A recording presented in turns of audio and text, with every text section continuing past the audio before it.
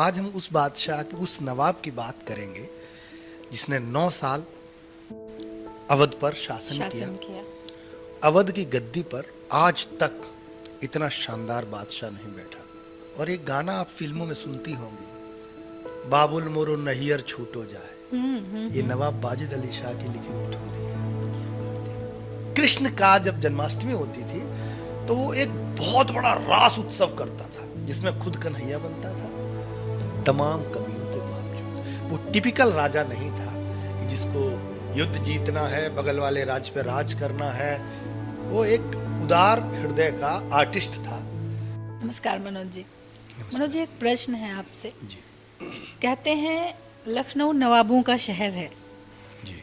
और ये भी कहा जाता है कि यहाँ पर एक ऐसे नवाब हुए कि जब अंग्रेज उनके महल के द्वार पर आ गए तो उनसे पूछा गया कि नवाब साहब सब तो भाग गए, आप क्यों नहीं गए?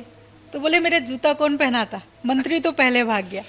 तो क्या ये बात सच है और ऐसे भी नवाब हुए हैं? शशि जी, कितना मजा आता है जब इस तरह की घटनाएं हम लोग सुनते हैं जी। और हंसते हैं कि यार ऐसे लोग हम पर शासन करके चले गए तो जूता पहनने के लिए भी। लेकिन ये जो जिस नवाब की आप बात कर रहे हैं जी, ये नवाब वाजिद अली शाह जो लखनऊ के अंतिम नवाब थे। जी। 1852 में एक किताब, एक लेख लिखा, एक अंग्रेज अधिकारी था सिलीमैन, उसने लिखा कि अवध की गद्दी पर आज तक इतना शानदार बादशाह नहीं बैठा। उसके जमाने में हिंदू मुसलमान इतने प्रेम से मिलकर रहते थे कि लगता ही नहीं था कि ये राजा मुसलमान है। उसके बारे में, उसके जिसके बारे में ये जिसके बारे हम ये बात कर रहे हैं, गांधी के बारे में हम लोग बहुत सारी बातें इसलिए जान पाए कि गांधी ने खुद अपना जो किताब लिखी ना, my experiments with my truth, तो अपनी कहानी उन्होंने खुद को नंगा किया। गांधी ने अपनी गंदी गंदी खराब से खराब चीजें भी सत्यता के साथ स्वीकार की कि हाँ, मैं इतना खराब आदमी था, मुझसे ये चीजें हुई और मैंने सुधार कर लिया। ये दुनिया में सबसे बड़ी बात है। समाज के सामने आकर जब आप बहुत बड़े हो, जब लोग आपको परमात्मा, परमपिता माने, उस वक्त आप अपनी कमियों को निकाल कर लोगों के सामने रख दें, बहुत बड़ी बात है। तो आज हम उस बादशाह की, उस नवाब की बात करेंगे जिसने 9 साल अवध पर शासन किया। और उसके 9 साल का जो शासन काल था वो अवध के इतिहास में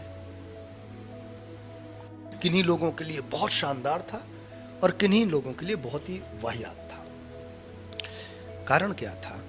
वो एक आर्टिस्ट था, नवाब वाजिद अली शाह, जो अभी भातखंडे विश्वविद्यालय है आपके लखनऊ में जी। ये नवाब वाजिद अली शाह का परीखाना था।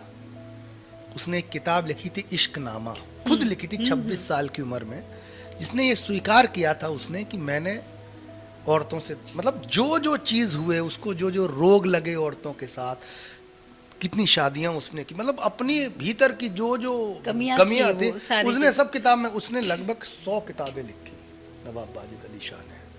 और एक गाना आप फिल्मों में सुनती होंगी, बाबुल मोरो नहियर छूटो जाए, ये नवाब वाजिद अली शाह की लिखी हुई ठुमरी है। मतलब वो खुद इतना बड़ा गजलकार, इतना बड़ा हिंदी जो नृत्य परंपराएं हैं और गीत परंपराएं हैं, इस पर उसने बहुत काम किया।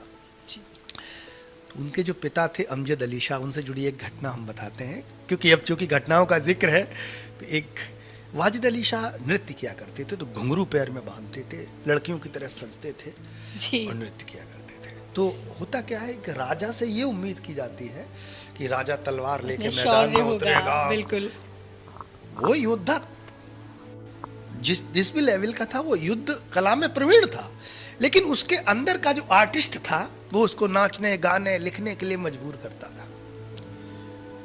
तो उनके जो अब्बा हुजूर थे नवाब अमजद अली शाह, उनके दरबार में एक बार 4-5 लोग दौड़ते हुए गए और बोले, हुजूर आपको लगता है ये अवध की सल्तनत संभालेगा आपका लड़का? तो बोले कि क्या हुआ? बोले हुजूर वो घुंघरू पहन के बैठा नाच रहा है। अमजद अली शाह ने निगाह टेढ़ी की, बोले बुलाओ उसको। तो वो वहां नाच रहे थे। वाजिद अली शाह किसी ने कहा अब्बा हुजूर ने याद किया है।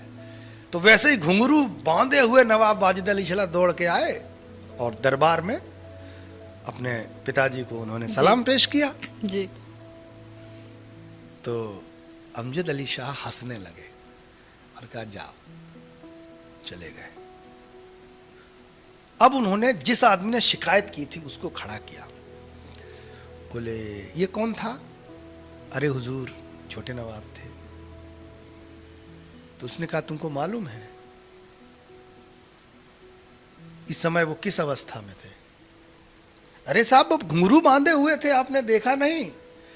तो अमजद अली शाह ने कहा कि जिस व्यक्ति को घुंघरू बांध के आया, किसी ने घुंघरू की आवाज सुनी कि नहीं? बोले जिस व्यक्ति को अपनी आर्ट पर इतना कमांड है कि दौड़ता हुआ घुंघरू बांधे हुए आया, दरवाज में सलाम पेश करके चला भी गया और उसके घुंघरू की किसी ने आवाज नहीं सुनी।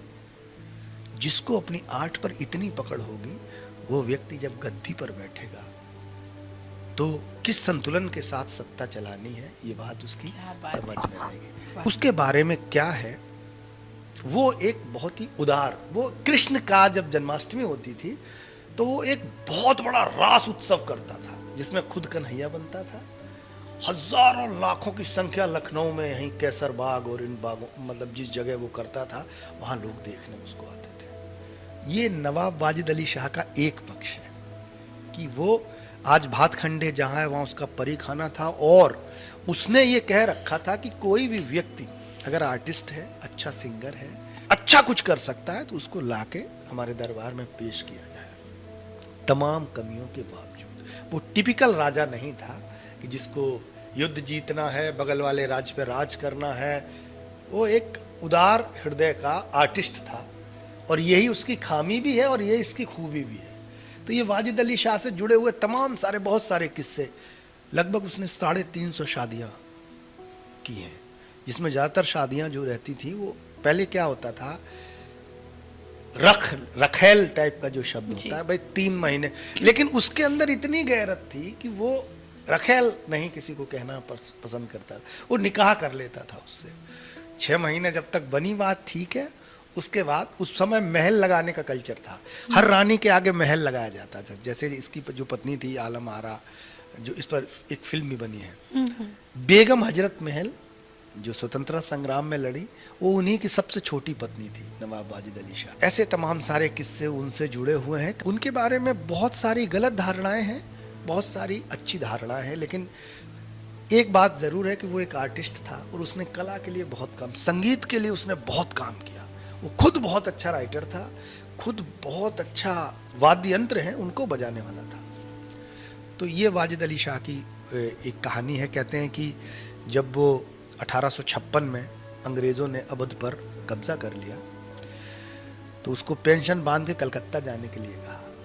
तो बताते हैं कि उस समय के इतिहासकारों ने लिखा कि जिस वक्त वाजिद अली शाह लखनऊ से निकला और उसने गीत गाया, बाबुल मेरो नैयर छूट हो जाए, तो लखनऊ से लेकर कानपुर तक लोगों का हुजूम लगा था और लोग रो रहे थे।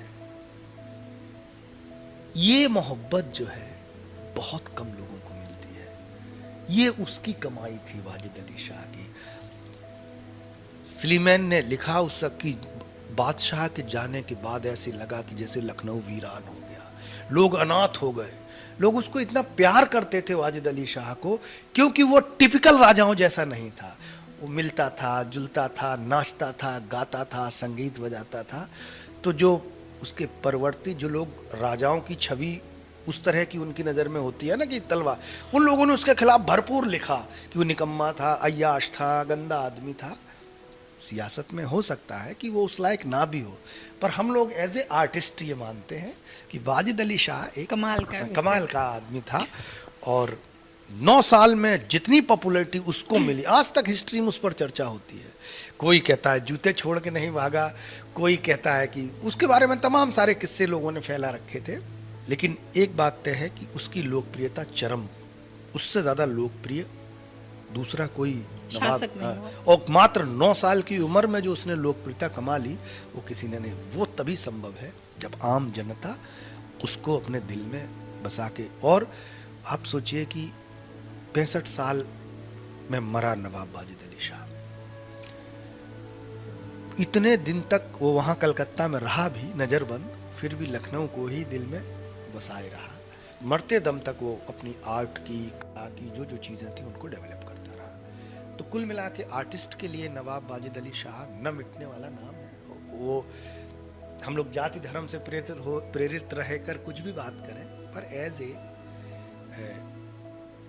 एक शासक के तौर पर वो असफल रहा हो, लेकिन एक आर्टिस्ट के तौर पर वो एक बड़ा लोगों के दिलों में बसने वाला आदमी था, है ना।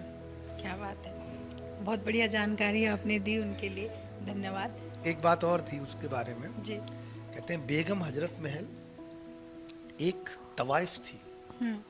वाजिद अली शाह की जो सबसे बड़ी बात, औरत को, हालांकि उसने लिखा कि औरत अक्सर धोखा करती है, औरतें धोखेबाज होती हैं, उसने बड़े अपनी किताब में साफ साफ लिखा कि मैंने किन किन को लाकर। अच्छा, जिन्होंने 350 शादियां की हो उसको अनुभव भी इतना हो ही जाता है यहाँ एक में अनुभव तो उसने ये कहा कि मतलब मैंने कहाँ कहाँ से महिलाओं को लाकर और इज्जत बख्शी, जी।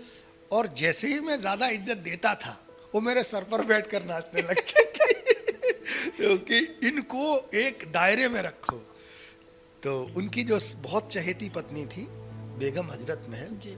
कहते हैं कि वो एक तवाइफ के घराने से थी, लेकिन वाजिद अली शाह को पसंद आ गई तो उन्होंने उसको महक परी नाम दिया और परी खाने में शामिल किया, और बाद में उनसे शादी की।